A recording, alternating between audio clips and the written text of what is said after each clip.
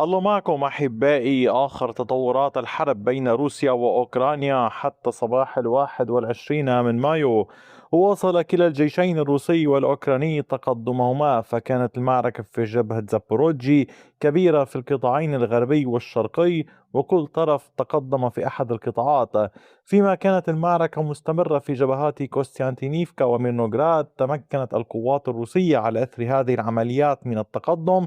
أما المعركة باتجاه خاركيف فلا تزال مستمرة وسط محاولات أوكرانية، يمكن قول كبيرة، لشن مزيد من الخروقات والسيطرة على المزيد.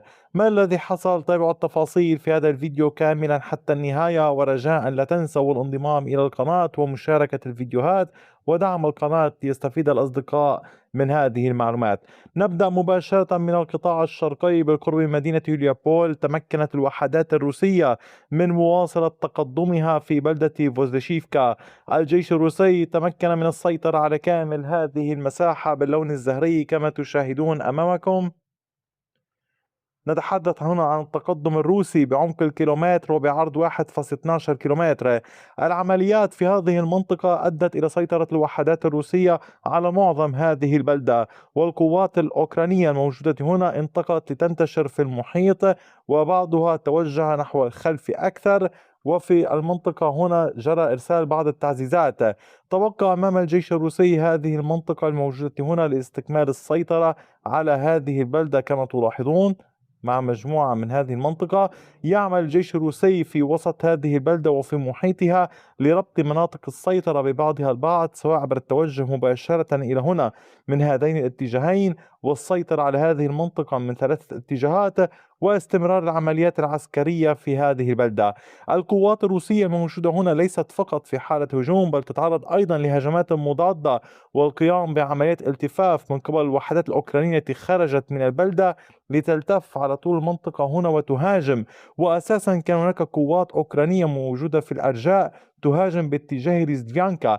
لذلك نحن اليوم أمام معركة واحدة. هذه المعركة الواحدة هي على الشكل التالي: في المنطقة هنا في ريزدفيانكا ومحيطها، وفي نفس الوقت في المنطقة الموجودة هنا على كامل هذا الاتجاه. وبالتالي مساحة الاشتباك واسعة بين الروس والأوكران. إضافة إلى ذلك أن كنتم تلاحظون يعني أحيانا يكون هناك هجمات من ثلاثة اتجاهات أو اتجاهين، والأمر ليس بالسهل على البقاء. في القطاع الغربي تمكنت الوحدات الأوكرانية من السيطرة على المزيد والمزيد في اتجاه بريمورسكي وستيبنوهيرسك، وقد سيطر الأوكران على هذه المساحة الإضافية التي تشاهدونها أمامكم الآن باللون الأزرق. هذا التقدم الأوكراني كان بعمق 900 متر بامتداد أكثر من كيلومترين، نحو الكيلومترين والربع. القوات الأوكرانية تسعى لقطع خط الإمداد هنا والسيطرة على هذه المنطقة، تحديدا في هذا الاتجاه عند هذا الجسر، في محاولة لتصبح المنطقة الموجودة هنا معزولة، خاصة وأنه يوجد نهر يعني يخترق المنطقة هنا على طول هذا الاتجاه، وتحاول القوات الأوكرانية فرض سيطرتها. المعركة كبيرة وقائمة، والروس يعني في نهاية الأمر كما تلاحظون هم موجودون في هذا الاتجاه بالعمق، وبالتالي يحتاجون إلى خط إمداد. والقوات الأوكرانية تسعى إلى الضغط على خط الإمداد هذا عبر السيطرة على المنطقة هنا. فهل سيتراجع الروس من هذه المنطقة إلى الخلف؟ هل سيكون هناك نوع من أمر معين يتم من خلاله قول خطة جديدة؟ لا أحد يعلم، ولكن المعركة مفتوحة وتمتد على كامل الجبهة الموجودة هنا على هاتين البلدتين وصولا إلى لوكانيفسكي في هذا الاتجاه. إضافة إلى ذلك تستمر العمليات العسكرية في المنطقة هنا، حيث تحاول القوات الأوكرانية يعني الاختراق في محيط نوفوياكوفليفكا والسيطرة على المزيد وسط ضغط كبير على كامل هذا القطاع الموجود في هذا الاتجاه. أما على صعيد العمليات للجيش الروسي في جبهة ميرنوغراد، هنا تمكن الجيش الروسي في شمال الجبهة تحديدا باتجاه دروشكيفكا من السيطرة على هذه المنطقة الموجودة هنا باللون الزهري، كامل هذه المساحة كما تشاهدون أمامكم.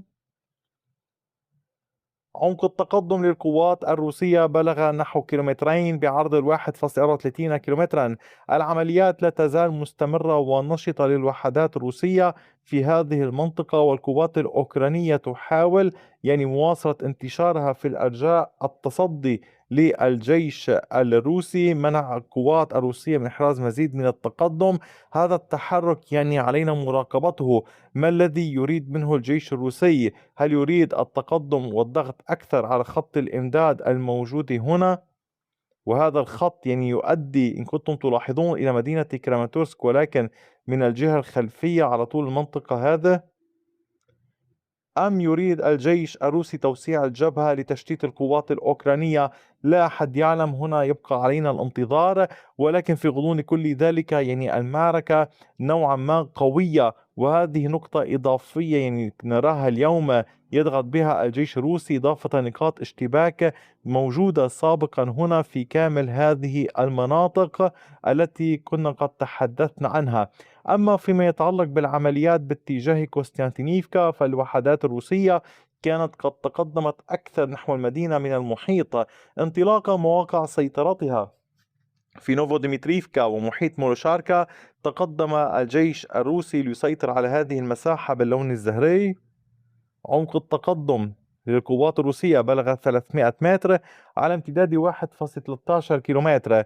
العمليات في المنطقة هنا مستمرة. طبعا الأوكران موجودين في كافة هذه الأحراش وفي المنطقة هنا السكنية، يحاولون قدر الإمكان إعاقة تقدم الوحدات الروسية أيضا على طول المنطقة السكنية في داخل المدينة. تنتشر القوات الأوكرانية في هذه المناطق الثلاث، وتحاول منع الجيش الروسي من إحراز مزيد من التقدم.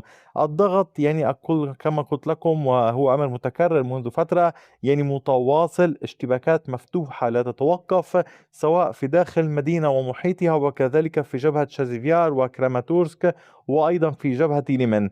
والآن ننتقل إلى الشمال أكثر باتجاه خاركيف، حيث القوات الأوكرانية شنت هجوما واسعا متواصلا تمكنت على إثره من إحراز مزيد من التقدم والاختراق داخل ليمن وداخل سينيلينكوفي. التقدم الأوكراني كان على كامل هذه المساحة باللون الأزرق كما تشاهدون.